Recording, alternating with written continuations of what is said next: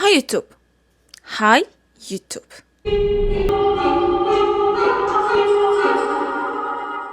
За уул нь айгүй айтайхан унтчихсэн чинь яалтчгүй skate game Ужинго game. Биш Squid Game гэхээр амарсан эхэлж чадахгүй бах юм. Ужинго game гээ ярьчих. Ужинго game ярмаар санагдаад яалтчгүй би ивентэд нь яваад ирсэн киног нь үзсэн болохоор бүр ингэж хил ам захтнаад болдгүй. Тэгээд өөрийнхөө олж судалсан хөрхөн жижигхэн сонирхолтой гэж бодсон юмнуудаас хуваалцъя гэж бодлоо. Бүр ингээд гоё мэдвэр байх юм бол та нар Ruby-гийн бичлэгнээс үзэж болно. Түшгийн бас бичлэгээс үзэж болно. Тэгээд би аль болох давхцахгүй байхаар ингээд мэдээлэлүүд олсон байхгүй юу? Гэтэ яг ганц хоёр нь давхцаж магадгүй. За Squid Game буюу Ужинго game нь 2024 оны 12 сарын 26-нд энэ Netflix-ээр цацагдсан юм байна шүү дээ. Тэгээд засагдсан хугацаанд маш богино хугацаанд ер нь бол 68 сая үзэлтээр платформын дээд амжилтыг шинжилэн тогтоогсон юм байна. Бас гайхалтай. За энэ сизны бас нэгэн онцлог дүр бол трансгендер X цэргийн дүр байгаа. Киноныхын дүр нь бол Хёнжу онны гэж дууддаг штеп. Яг жүжигчний маань нэр нь бол Пак Сон Хүн буюу Пак Сон Хүн. Энэ жүжигч тоглосон. Хэрвээ та нар Glory гэдэг киног үзсэн бол тэрэн дээр бас Зэвүүн ахын нэг дүрийг гаргадаг жүжигч байгаа да. За тэгээд энэ дүрийг гаргаад маргаанд игцэн. Ямар маргаан гэсэн чинь трансгендерийн дүрд одоо трансгендер ийм хүний дүрд трансгендер жүжигчин тоглох ёсгүй байсан юм уу? Яагаад энгийн хүнийг тоглуулсан юм бэ гэдэг маргаан солонгост игцэн. Тэгсэн чинь найруулагч юу гэж ярьсан бэ гэхлээрээ ерөнхийдөө бол эхний асуудал бол трансгендер жүжигчдийн хомсдол гэдэг зүйл дуурдаж хэлсэн. За мөн нийгмийн цөөнхийн асуудлыг энэ дүрээр бас хөндөж онцлохыг зорьсон гэж хэлсэн байна. Тэгээ дүрэн ч гэсэн айгүй хөөрхөн болсон. Яг нэг юм трансгендер гэхээрээ л нэг юм хилцаасан гуйлахчин шиг биш заяа. Яг бүр ингээд эмхтэй нэг юм зоримог эмхтэй дүр гэж би баг хараад байгаа байхгүй юу. Ингээд зоригтой үедээ зоригтой, амар шийдэмгий, уян зөөлөн үедээ уян зөөлөн яг л би ингэж л хараад байгаа. Тэрнээс биш гол нь яг тэр нэг юм хүнийх нь хувьд бас амар гоё, хүн чанарын хувьд гоё гэж хараад байгаа байхгүй юу. Яг нэг юм эрэгтэй, эмхтэй гэдгээрээ биш яг тэр нэг юм хүн чанар нь амар гарч ирдэг. Ер нь энэ тоглоомн дээр хүний мөн чанарыг л зэрлэг харуулсан кино л да. За тэгээ бас нэг асуудал нь Вьетнамын үзэгчид суурлын нэгэн хэсэгт Вьетнамын дайны талаарх өгүүлбэрийг шүүмжилж энэ нь дайны гэмт хэргийг магтсан мэт ойлгогдсон гэж үзэн суурлыг бойкотлох уриалга гаргасан байна. Бид одоо хайгаад үзлээ л дээ. Яг аль хэсэг дээр нь одоо Вьетнамын дайны талаарх өгүүлбэрийг гişүүмжлээд тэр дайныг магтцсан болоо гэд хараад тайгаад олсонгүй тэр хэсгээ гаргаж өгөөгүй тэг би бодохдоо болвол одоо тэр яг нэг тулалддээ штэ хоорондоо нэг буудалцдээ штэ тэр үеийн хэсэгтэй л таарчудаа гэж бодоод байгаа. Гэтэ бас энийг сайн мэдэхгүй байна. Тэг би энэ хэсгийг уншаад бас гайхсан л та хаанаас нь тийм дайны хэсгийг илүү магтсан болоод гараад ирчүү гэж бодоод.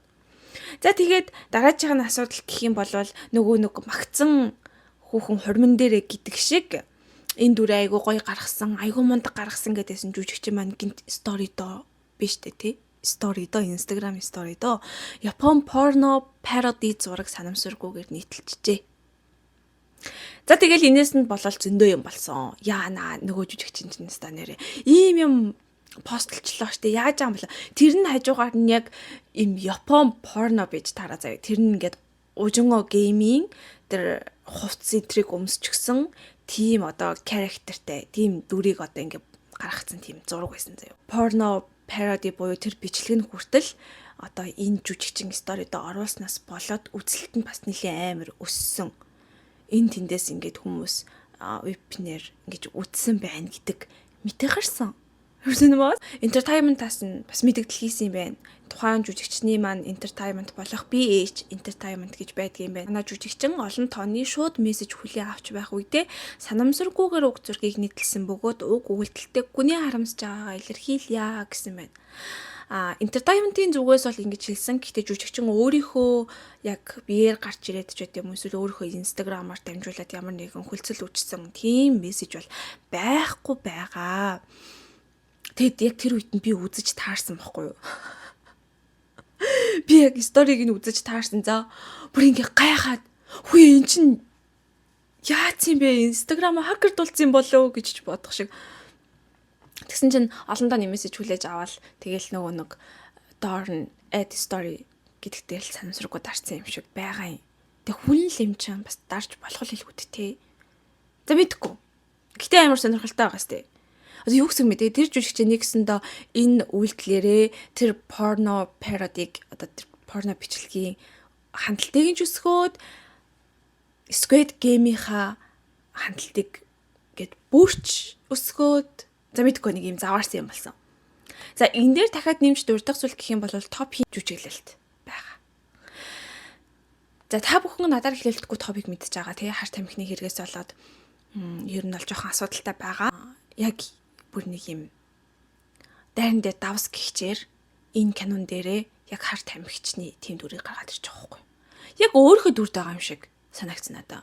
Дуучин, рэпер гэтээ хар тамхи хэрэгэлдэг.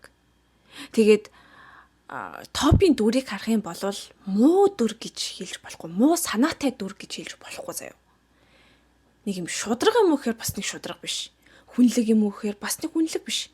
Гэтэ хүнлэг биш гэхэд биш. Нэг тийм нэг юм одоо солонгосоор эмеада гэж ярьж байгаа байхгүй.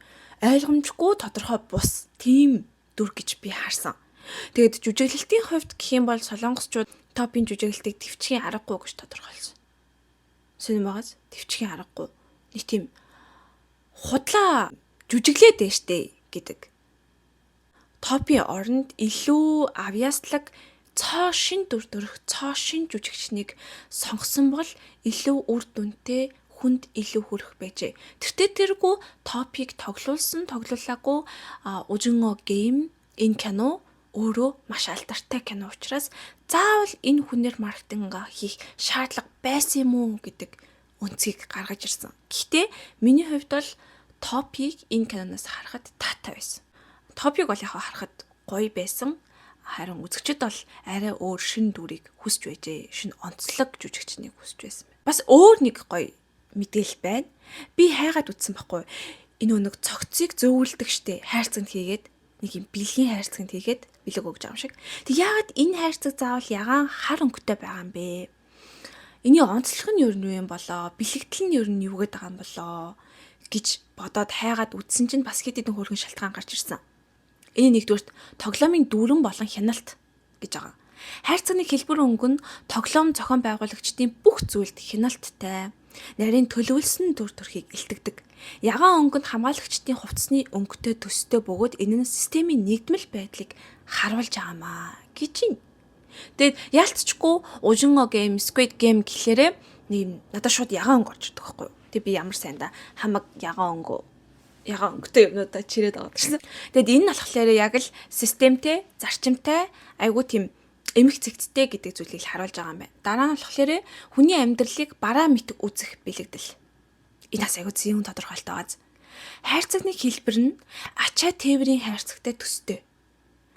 Энэ тоглоом нь зохион байгуулагчдын хувьд оролцогчдыг зүгээр л нэг хэрэглэгдэх бараа мэтээр үзэж байгаа тийм утгыг харуулт юм байна.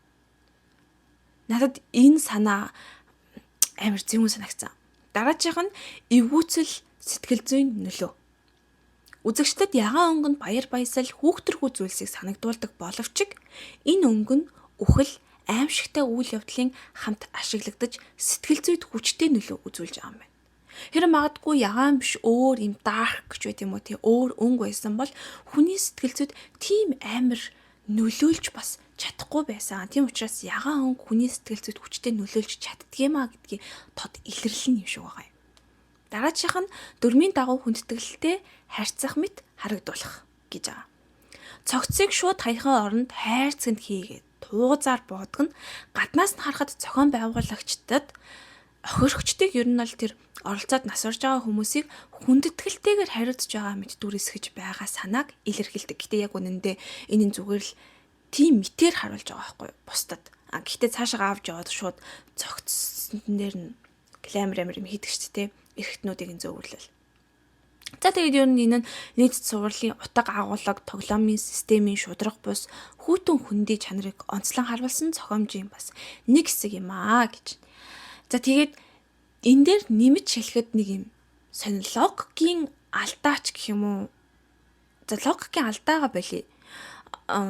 Нэг тийм ямар сони юм бэ гэж бодсон зүйл надад байгаад байгаа байхгүй. Яагаад гэхээр 456 дугаартай оролцогч эхний сизон 1 дээр нэг дугаартай оролцогч буюу Илнам гэд нэг өвөө байгаа штэ. Тэр өвөөг хамгийн их зохион байгуулж байсан гэдгийг мэдсэн.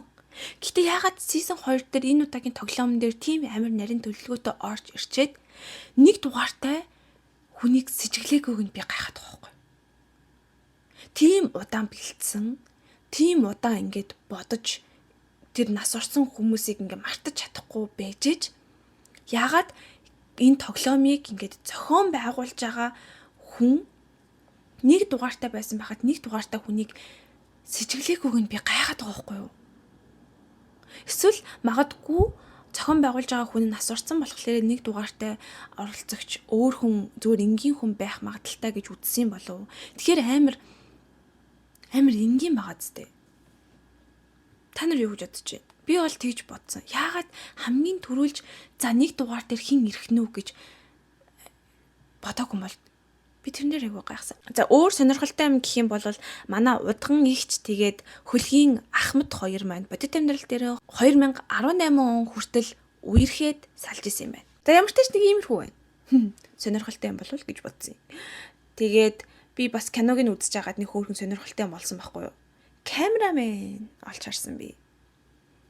Яг зодтолтож явах яг ингээ бөөндөө нэг орой гэрл унтраад зодтолтдсон шүү дээ. Цэргүүдийн буугийг булааж авдаг хэсэг дээр манай камерамен харагдсан надаа. Тэгээд энэ камерамен маань окей. Энэ камера за энэ зургийг дарж байгаа хүн маань гой зураг дарсан байгаа гэж бодож байна. За тэгээд одоо инээдтэй хэсэг рүүгээ орцгоё. Ямар хэсэг вэ гэхлээрээ нэлийн өндөр реакшн авсан мимүүд байгаа. Хамгийн эхлийнх нь 36.3K гинэ. Ийм юм байна.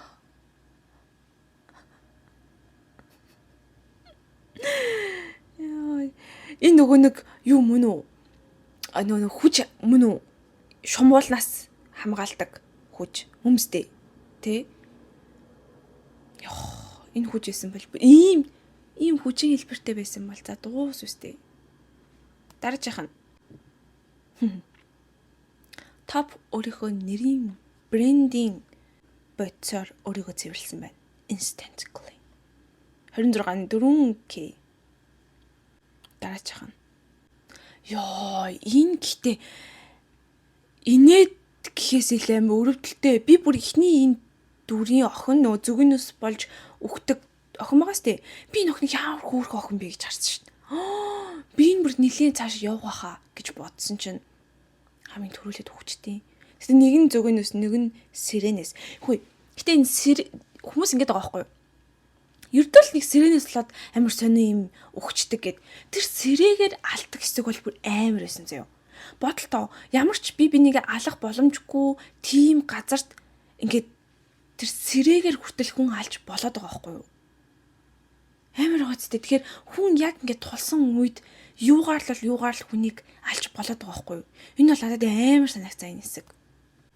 Дахиад топ. Та нар топыг яах гээд юм бэ? Хэцүү юм бэ яасан? Дараач хана. Энэ одоо яг ингэж харагдсан шүү дээ. Яг тэр нөгөө нэг энэ хайрцаг байгаа шүү дээ. Энэ хайрцаг яг мессенжерийн тэр санагдсан. Та нарт тийг санагдаагүй юу? Надад бар хамгийн дөрөв тийг санагдсан шүү. За нэг иймэрхүү байлаа. Одоо тэгээд хамгийн сүүлд нь миний бодол. Та нар хэрэг миний бодлыг сонирхож байвал би нэг хэдэн бэлдсэн байхгүй юу? Тэгээд би өөрийнхөө бодлыг та нарт танилцуулъя. Энэ киноноос ингээд харахад 456 хүн гэдэг чинь 456 хүн мөнгөний өртөө байна гэсэн үг байхгүй юу? Яг хүн болгон мөнгөний өртөө байгаа. Гэхдээ 456 хүн амь насаа золиослох хэмжээний тийм амар хөрөнд ороод байна гэдэг чинь одоо нийгэм зүгээр л баг мөнгөн дээр тогтоод байгаа юм шүү дээ гэдэг санаа андад орж ирсэн. Би тэгж бодсон. Мөнгө тэгэхээр ямар амар хүчтэй юм бэ гэж бодогдсон байхгүй юу? Тэгээд дахиад нэг тоглолцох юм бол мөнгө нэмэгдээд өрөө төлж чадна гэд ингээд улаарад байгаа штэ. Одоо бөөнөрөө болио. Би ингээд гэртээ хармаар байна. Би эндээс айгаад байна. Би амиа амармаар байна. Надад илүү үнцэнтэй ингээд хүмүүс байгаа, гэр бүл маань байгаа гэд болоод ахад нөгөө хүмүүс нь дахиад нэг л удаа тоглолцох юм бол би өрөө төлж чаднаа гэд ингээд улаарад байгаа хүн хизээч ингээд өөрчлөгддөггүй. Нөө мөрөдөд тоглоод бүх юмаа алдаад би дахиж мөрөдөд тоглоом үнээр тоглохгүй одоо өрөө дараад би өөр хүн болно гэл тэгж ин гэтэл энэ тоглоомд хурж ирэл дахиад мөнгөний хойноос ингээд улаарч байгаа нь хүн ер нь бол хизээч өөрчлөгддөггүй юм байна. Нөө нэг сурсан занг сураар боохгүй гэдэг чинь л энд харагдаж байгаа байхгүй. Тэгээд нойлд зодтолцдог хэсэг бас надад амар гүн сэтгэл төрүүлж үлдсэн байхгүй. Яагаад гэвэл нэг юм уулын тоглоомын дүрмдээ болвол тэдрийг ингээд яг зүгээр тоглоомын тоглуулаад ингээд алж байгаа штэ. Гэтэл яг нэг юм хүний араатанлаг тэр аран шинг гаргуулж ирж байгаа байхгүй юу? Үүдэн дээр 0 зодтолтоод хүмүүс хоорондоо бие бинийгээ алж хахад үүдэнд хоёр хамгаалагч нь шууд ингээд хаалганы манаа зогсож идэг штэ. Тэг бие бинийгээ алга гэж байгаа юм шиг. Тэгээ энэ надад амар санагдсан. Яг үндэ ингээд томчууд зүгээр дээрээс тэг ингээд бидрийг хараад ингээд чихэрэн дээр нөгөө нэг алалцж байгаа, чихэр булаацалцж байгаа шоргоолчнуудыг харж байгаа юм шиг л харж байгаа да гэж гинт тийм бодол төрсөн шүү дээ амар. Тэгээ энэ нь бол яг нэг хүчтэй нь хүчгүйгээ гэдэг шууд ширэнгийн хууль энд үйлчлээд байгаа байхгүй юу. Гэтэл бид нар хичнээн нийгэмшээд хичнээн ингээд ардчлал гэдэг зүйл бий болсон ч гэсэндээ мөнгө гэдэг зүйлээр яг л нэг хүчтэй нь хүчгүй гэдэг систем стил явсаар байгаа юм болов уу гэж хараад байгаа. Зүгээр яг илүү боловсронгуй соёлтой юм шиг харагддаг систем. Гэтэ мөнгө гэдэг зүйлээр амар ингэж хөшөөрөгдөж орж ирж байгаа. Өмнө нь бол юу гэдгийг идэх зүйлээ булаацалддаг ч гэдэм үү те эсвэл илүү тоглог орон байр, илүү дулаахан агуу гэдэг ч юм уу тийм зүйлээс болоод ингээд овг аймгаараа амьдраад ингээд би бинийгээ алдаг байсан бол одоо ингээ мөнгөний төлөө би бинийгээ алж гинэ гэдэг санаа. Мөнгнөөс хүн бүр ингээд юугаас ч сэхгүй мөнгө олохын тулд бүх зүйлийг хийж гинэ гэдэг. Эцсүүлд нь та нар амар өрөвдөлтэй юм аа. Та нар зүгээр л мөнгөний төлөө би бинийгээ алж штэ гэдэг энэ санааг амар гаргаж ирсэн бол яг энэ 0-т би бинийгээ алж яхад нь хоёр хамгаалагч ингээд хүлээгээд байж байгаа. За тэгээд ингээд дуусгая. Одоо part 2.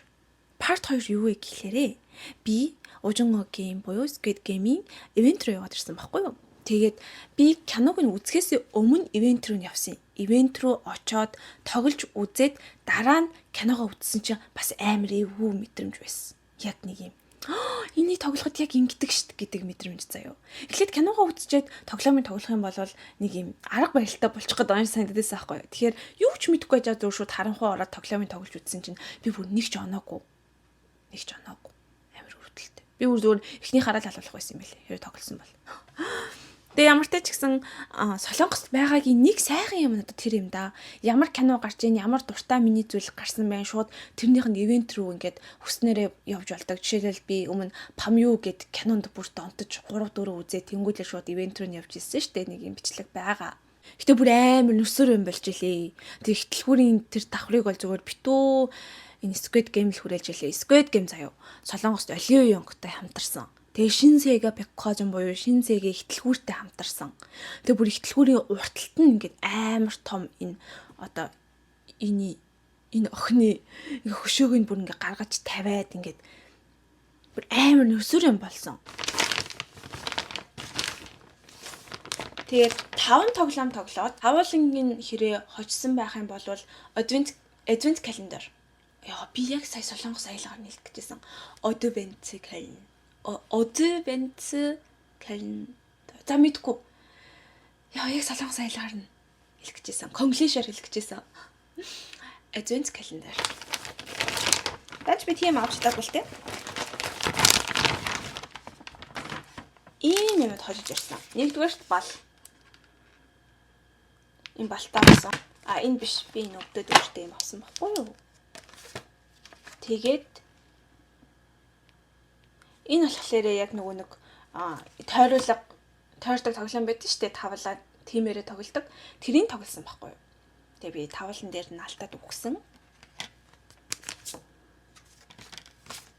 Тэгээд хамгийн хөөрхөн нь энэ. Ингэж зураг даруулж болдог. Солонгост ямар ч ивент зохион байгуулсан бай, ингэж зураг дараад тэр зургаа ингэж хэвлж өгдөг. Бүр бараг уламжлал гэх юм уу? Тийм болсон. Тэгээ ийм юм байна. Энэ юу вэ гэхлээрээ хатбэг. Надад бол нэг хатбэг байгаад ийм хатбэг дотроо хүртэл юмтай. Энийг задлах юм бол ийм гарч ирнэ гэсэн. Ямар стикерүүд байна.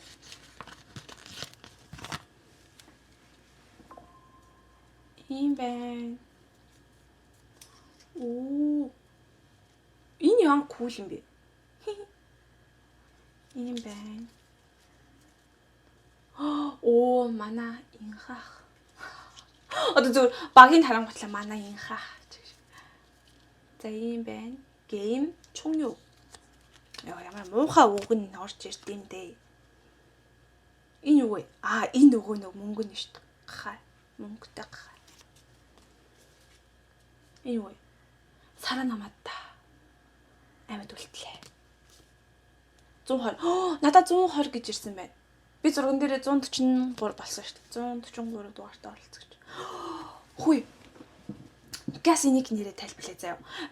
Нөгөө нэг ивент дээр очижсэн чи бүр өвөө эмээнэр хүртэл тэр ивентэд оролцоод тоглоом тоглож байсан заяа. Тэгсэн чинь нөгөө нэг ивент дээр бүртгэж авч байгаа хүмүүс байдаг шүү дээ. Бүртгэж аваад оруулж байгаа. Тэгсэн чинь нэг өвөрөнгүүтлээ ийм одоо нөгөө нэг зурагтай хүдий өмссөн байсан байхгүй бүх одоо тэр ажилчид нь энэ хүдий өмссөн. Тэгсэн чинь ер нь та нар наадныхаа учрыг мэдчихэж байна. На бөөрн хийж юу гэсэн үг. На гурвалжин чи юу гэсэн. На дөрвөлжин чи юу гэсэн гэд ажилчтаас нь асуусан чи ажилчид нь мэдэхгүй байсан заа. Тэгсэн чи тэр өвөө шууд. Энэ бөөрн хий чинь тэнгэрийг хэлж байгаа. Гурвалжин чинь хүнийг илэрхийлж байгаа. Дөрвөлжин чинь газрыг илэрхийлж байгаа. Тийм болохоор энэ тоглоом ингэж гарч ирсэн гэх бүр ингээд. Та нар энийг мэдэхгүй байж яаж та нар энэ сурталчилгааных нь ямиг хийгээд явж чадчихна. Тэгсэн чинь тэр ажилтаа тийм байсан юм уу? Сток баярлаа, зааж өгсөнд баярлаа. Би үнээр мдэггүйсэн шүү дээ гэл. Тэгсэн чинь энэ нь ийм утга учиртай байсан юм байлаа шүү дээ. Зүгээр ч нэг бөөнийхий гурвалжин дөрвөлжин ийм дүрснүүдийг авчираагүй солонгос яг тэр нөгөө нэг хангил үсгэндээ ингэж бэлэгдэж гарч ирсэн юм бэ лээ. Айгу бас утга учиртай. 456 гарч ирсэн. За манай охин гарч ирсэн. Энэ маань бас хөөрхөн season 3 дээр хостой болцсон гэдэг байгаа шүү дээ. Ийм юм гарч ирсэн байна. Энэ бас гарч ирсэн байна. Энэ юу вэ? Энэ бас байна. Мөгөн гуч пиосны гарч ирсэн байна. Хамгийн сүүлийнх нь Ужинго Game Netflix. За. Энэ стикерээр баг ингээд дуусгач дөө. Тэ? Тэгээд миний бичлэг жоохон урт болсон бол уучлаарай, уйдгартай болсон бол үнэхээр уучлаарай. Гэтэ ингээд ялцчихгүй өөрийнхөө бүр ингээд ярмаар чалчмаар байгаа юмнуудыг л яриалаа. Тэгээд надтай хамт байсанд баярлалаа. Өөр сонирхолтой мэдээлэл байх юм бол комментэнд үлдээгээрэй. Гоё бөөндөө. Яри тэ юу ч хамаагүй таамаг дэвшүүлье. Бүр ингээд season 3-ын талаар хамаагүй гоё ярьцгаая. Тэгээд Ужинго гейм явсан нэг таа. Season 3-аар бөөнөр уулзцгаая. Season 3 дээр бас гоё ярих юм зөндөө гарч ирнэ хаа гэж бодож байна. Энэ хүртэл. Надтай хамт байсан та бүхэндээ маш их баярлалаа.